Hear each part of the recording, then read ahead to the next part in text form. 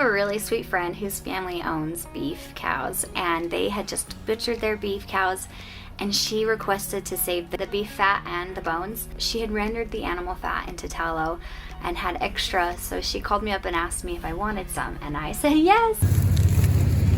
For bone broth, and then bratwurst from our pigs we raise. So these are tomato basil. Oh wow. And then there's a habanero mango. They're really spicy, so That sounds like good. for date night for you and Hannah.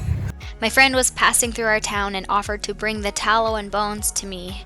She actually pulled in to our town at about 11 o'clock at night at a gas station, and it felt a little like we were doing something shady as she delivered the beef tallow and bones to us like some drug deal, but no, just us transferring tallow and bones. She also gave us some brats and sausage and liver. She was so nice, and I was super excited to have all of this. But now I have lots of beef products that I want to preserve and utilize. Because we will be moving soon, our house will be done. They told us 7 weeks. I want to keep my deep freezer in action. I want to let it thaw out, and so I can't keep these things in my freezer for super long. We could just transfer it over, but my goal is to be able to use these things up before we move. And with one of those things, I want to make tallow candles. So I'll take you through that process, and I will also be making beef broth with the bones that she gave me. So let's go ahead.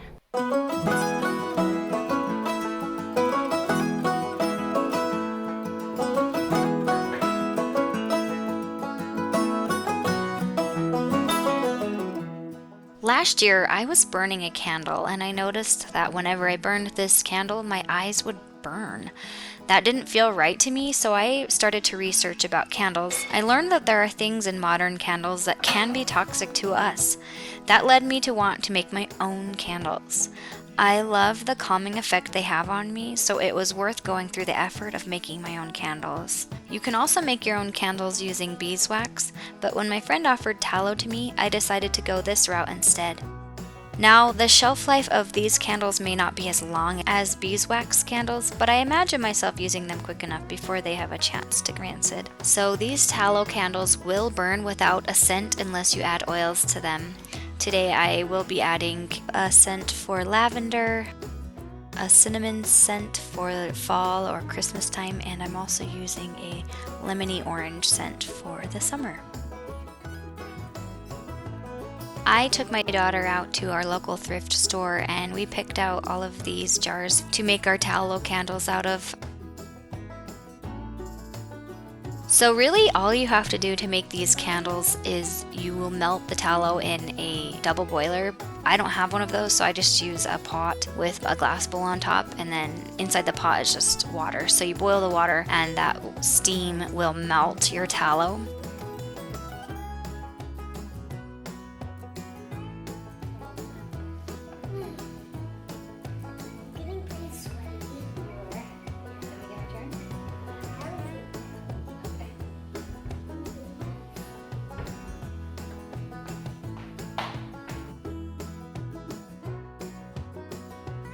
Once it's all the way melted, you do need to let it cool a little bit before handling. I decided to screen mine just to get out the remnants that I didn't want inside my tallow.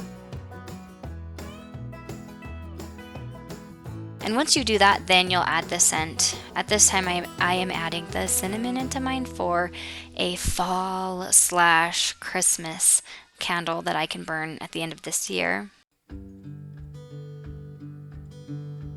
I did attach my candle wicks to the bottom of these jars using a glue gun, and that just keeps them from moving around. And then I used 2 pencils to secure the top to prevent the wicks from tipping over so that the candle could harden with the wick straight up and down.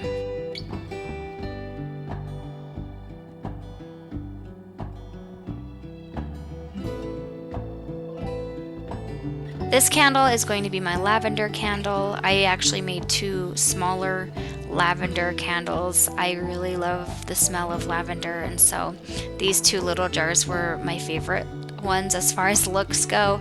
So these are some that I'll probably have as decor throughout my home and that I can light for that lovely scent of lavender.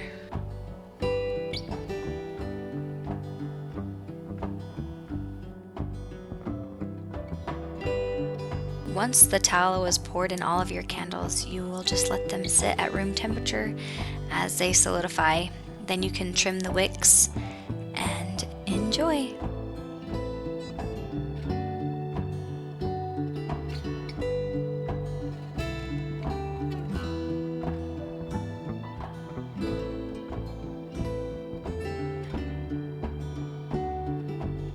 I am very pleased with how these candles turned out.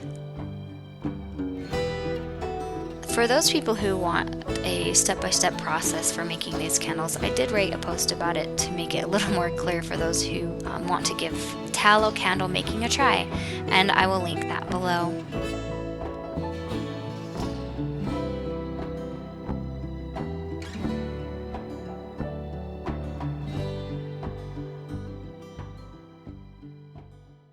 In other good news, next week we have a whole week of really good weather.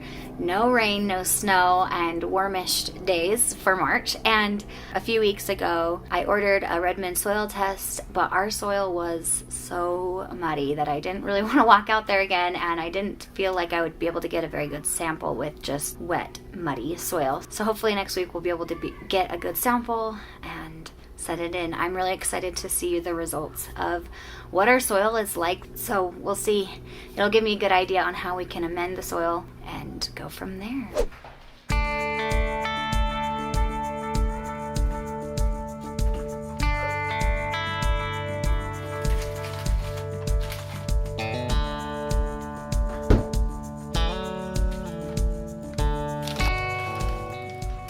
Now I am making 2 rounds of beef bone broth. I used my Instant Pot to make the broth. Then I added some leftover onions, carrots, and some fresh herbs.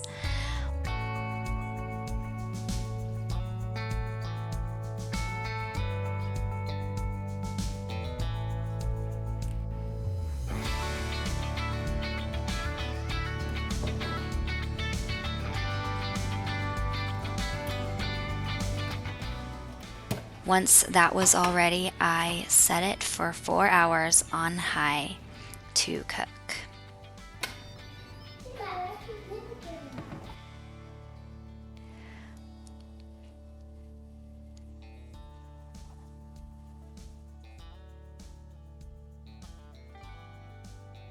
Once it's finished, you can strain it. Because I was planning on pressure canning this broth, I had to cool it down in the fridge so that all the fat can separate from the broth, and that fat will harden on a layer at the top of the broth. This actually took about all day for me. Interestingly enough, this fat layer is tallow. So tallow can be rendered from animal fat, but it also can come from broth. I saved this little bit of tallow to use in my cooking in the fridge. Then I was able to use my new digital pressure canner to can the broth. It went really well. I really look forward to doing a lot more pressure canning in the future. A quick update on our home. They have finished doing the soffit and fascia. We went with a dark coppery brown color. I just think that this color looks so pretty up against the wood. One thing that did go wrong with this was that they did the copper brown color everywhere except for the top. There's a white strip all along the entire house. It looks so weird. So again, we contacted the builder and he said they would get that switched. They also added some shake shingle in the gable above the garage, which I think looks really good.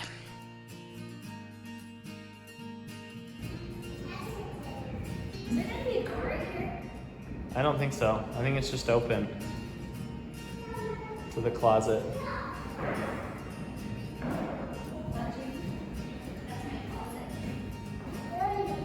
Inside the home, they have finished texturing the walls and the ceiling, and they're painting now.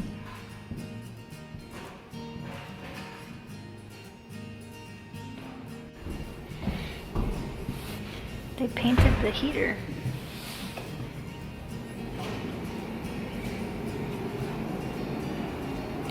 Looks like this is just the primer coat, from what I'm guessing, but we did choose a pretty basic color for the walls, white. I'm trying to remember what we chose. There was a lot of pressure to decide what color our house should be, so we just decided to make just the basic white color, and then if we feel like we want to change color later, we can. But it's a lot of pressure in deciding what color the walls of your house should be and your bedrooms, so we just stuck with white, keeping it basic, and then if later down the road we want to change that, we can.